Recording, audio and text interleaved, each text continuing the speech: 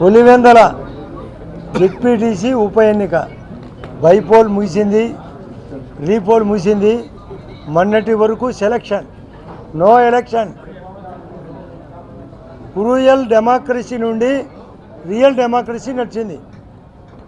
అరిచి గీపెట్టిన గగ్గోలు చేసిన చంద్రబాబు నాయుడు గారి యొక్క 14 నెలల పాలన, మోడీ గారి యొక్క 11 సంవత్సరాల పాలన, స్థానిక పరిస్థితులు, వాళ్ళు చేసిన దోపిడీ, వాళ్ళు చేసిన హత్యలు, వాళ్ళు చేసిన అరాచకాలు, వాళ్ళు చేసిన అరటి దోపిడీ, చీనీ దోపిడీ, కనీసం చెరువుకు నీళ్ళు ఇప్పించలేని పరిస్థితి.